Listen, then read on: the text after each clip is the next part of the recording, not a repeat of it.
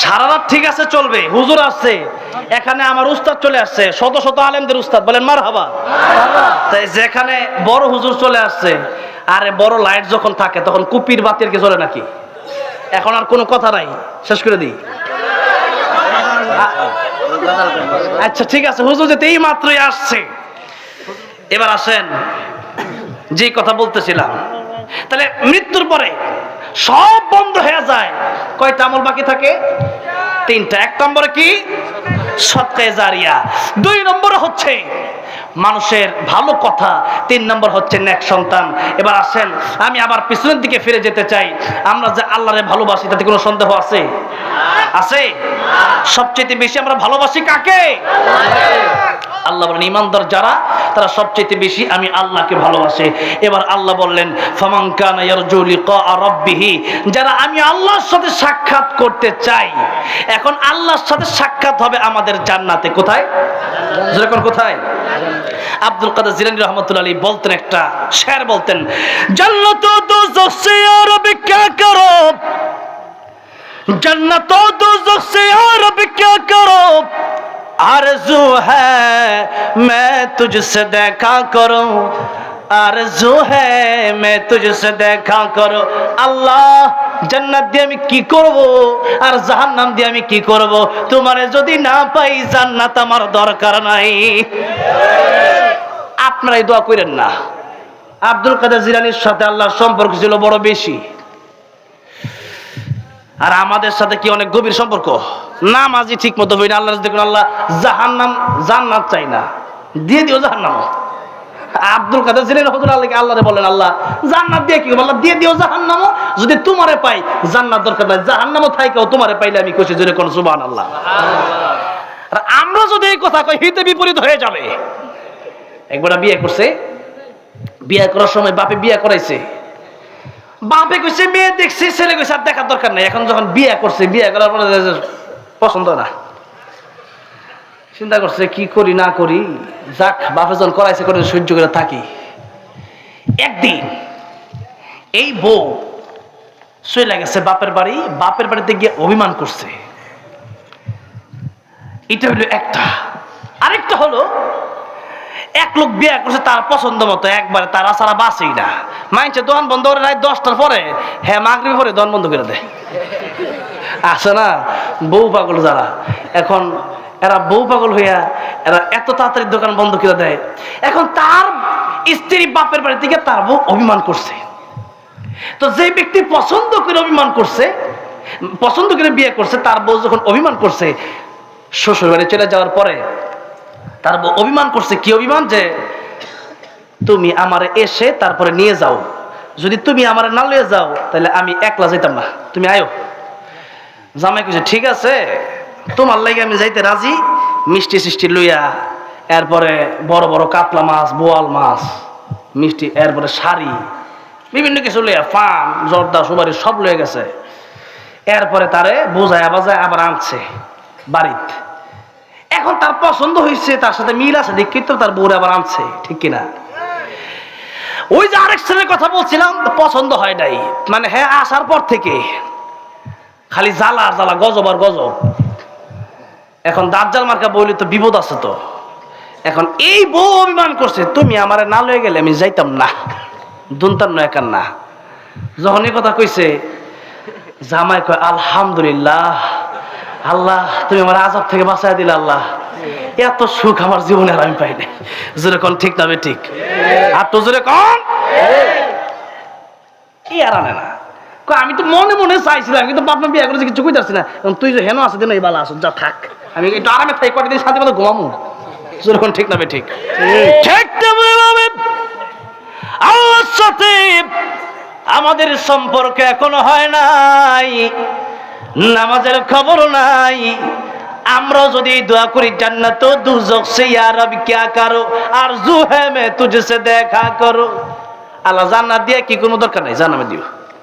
আল্লাহ কবি তুই যা যার নাম হারা জীবন করছো উল্টা পাল্টা, এমন জান্নাত দিয়ে করো যা। আব্দুল কাদের জিলানী রাহমাতুল্লাহ সম্পর্কটা ছিল বড় বেশি, যার কারণে সম্পর্ক বেশি হইলে অভিমান করাটা তারে মানায়। আর আমার সাথে কোনো সম্পর্ক নাই, যাও হ্যাঁ কবলাম যাই গিয়া পাচ্ছি, ঠিক না ঠিক? আব্দুল কাদের জিলানী রাহমাতুল্লাহ আলাইহির সাথে আল্লাহর সাথে বড় সম্পর্ক ছিল বেশি। এই জন্য তিনি বলেন, আল্লাহ জান্নাতে আমার দেও বা না দেও তাতে কোনো আফসোস নাই, তোমারে যদি দেখতে না পারি আমার আব্দুল কাদের জিলানীর অন্তর ঠান্ডা হবে না। দুনিয়ার সৃষ্টি দেখে মানুষ পাগল হয়ে যায়, আত্মহত্যা করে। আর যে আল্লাহ বানাইলো ওই আল্লাহর জন্য পাগল হওয়ার দরকার আছে না নাই? তোমার সৃষ্টি যদি হয় এত সুন্দর না জানি তাহলে তুমি কত সুন্দর, কত সুন্দর। তোমার সৃষ্টি যদি হয় এত সুন্দর না জানি তাহলে তুমি কত সুন্দর, কত সুন্দর।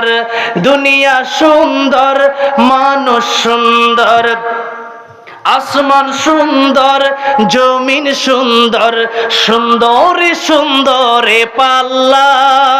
জানি না কত সুন্দর তুমি আল্লাহ, বলেন না, জানি না কত সুন্দর তুমি আল্লাহ। দুনিয়া সুন্দর, মানুষ সুন্দর, আসমান সুন্দর, জমিন সুন্দর, সুন্দরে সুন্দরে। জানি না কত সুন্দর তুমি আল্লাহ, জানি না কত সুন্দর তুমি আল্লাহ।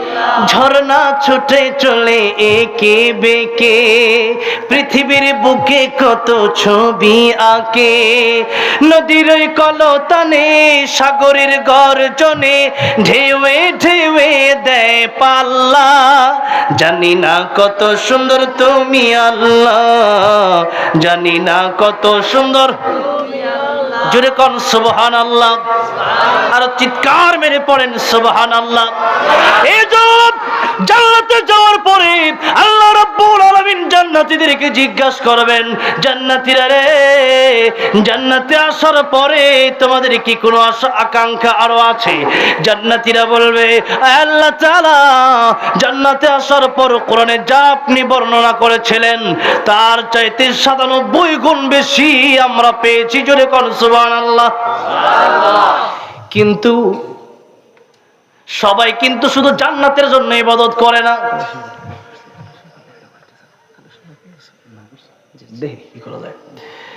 এখন এমনও তো অনেক লোক আছে যারা খালি 5 ওয়াক্ত নামাজই পড়ে না, রাতের বেলায় উঠে তাহাজ্জুদের নামাজ পড়ে, ঠান্ডা পানি দিয়ে ওযু করে, আমার আল্লাহর সাথে গভীর রাতে সম্পর্ক করে। এরকম লোক নাই? ময়মনসিংহ সবচেয়ে বেশি আছে। আল্লাহু আকবার কোন। আল্লাহর ওলির জমিন ময়মনসিংহের জমিন। ইসলাম যদি কায়েম হয়, আন্দোলন যদি শুরু হয়, ময়মনসিংহ থেকে আলেমদের জবানের মাধ্যমে ইসলাম কায়েমের আন্দোলন শুরু হবে ইনশাআল্লাহ। যেরকম ঠিক না বে ঠিক? সিংহের জমিনে অভাব নাই।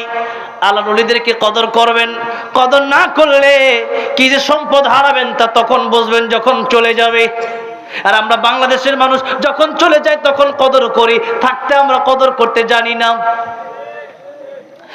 মুসলমান, আল্লাহ যখন জিজ্ঞাসা করবেন জান্নাতীরা আর কি তোমাদের কিছু চাওয়ার বাকি আছে, তখন যারা আসলে জান্নাত পাওয়ার জন্য ইবাদত করে নাই, যারা প্রকৃতপক্ষে আল্লাহর ওলি আম্বিয়া কেরামগণ, তারা বলবে, আল্লাহ শুধু জান্নাতে আসার জন্য ইবাদত করি নাই, দুনিয়াতেও বাড়ি গাড়ি নারী সব ছেড়ে দিয়েছি, তোমাকে চেয়েছি।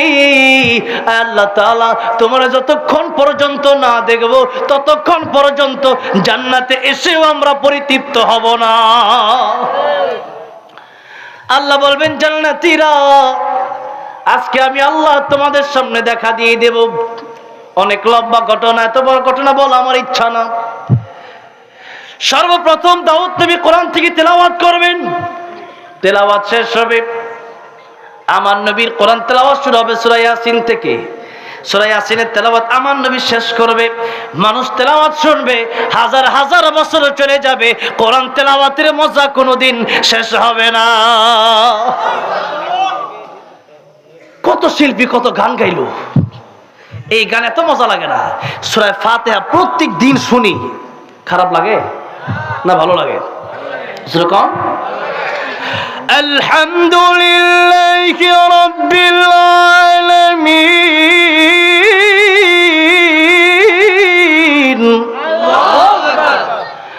আর রহমানির রহিম।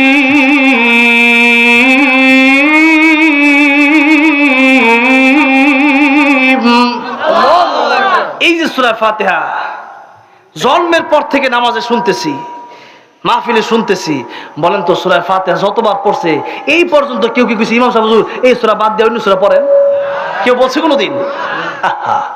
এই আল্লাহর কালাম হলো আল্লাহর কালামের একটা মুজিজা, যত শুনবেন ততই ভালো লাগবে। এটা হচ্ছে আল্লাহর কালাম। এবার আল্লাহর কালাম দুনিয়াতে শুনে এত মজা পাইছেন, আল্লাহ বলবেন ও জান্নাতীরা, আজকে শুধু তোমাদের সাথে আমি দেখা করব না, তোমাদের সাথে আমার কথা হবে সূরা রহমানের মাধ্যমে। জোরে কোন সুবহানাল্লাহ। আল্লাহ তেলাওয়াত শুরু করবেন, আনার রহমান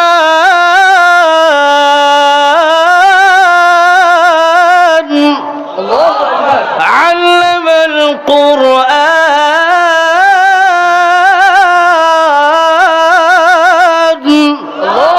আল্লাহ তেলাওয়াত করতে থাকবেন, মানুষ তেলাওয়াত শুনতে শুনতে শুনতে শুনতে বহু বছর, হাজার হাজার বছর পার হয়ে যাবে। হুররা এসে নোটিশ দিবে, নোটিশ। আমার যেরকম নোটিশ দিছে না সিরকুট, এটা করেন এটা করেন, গজল গান এটা করেন, এরকম সিরকুট দিবে। আল্লাহ, আমরা এদের হুর, আমাদেরকে যেমন ভালোবাসা আমরা আমাদের জামাইদেরকে ভালোবাসি। কোন মারহাবা। এক পাক্ষিক ভালোবাসা না, উভয় পাক্ষিক ভালোবাসা হবে জান্নাতে। বলেন সুবহানাল্লাহ। আল্লাহ, তুমি যদি তেলাওয়াত না শেষ করো, এই বান্দারা যতদিন জান্নাতে আছে তোমার তেলাওয়াতে শুনতে থাকবে, আমরা আমাদের জামাইরে আর পাবো না।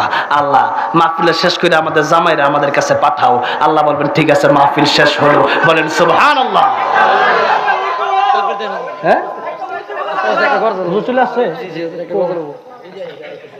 আলহামদুলিল্লাহ। আমার ভাইরা, আমার মুরব্বি বাজিরা, শেষ করে দিচ্ছি, একটু কথাটা বলে নিচ্ছি।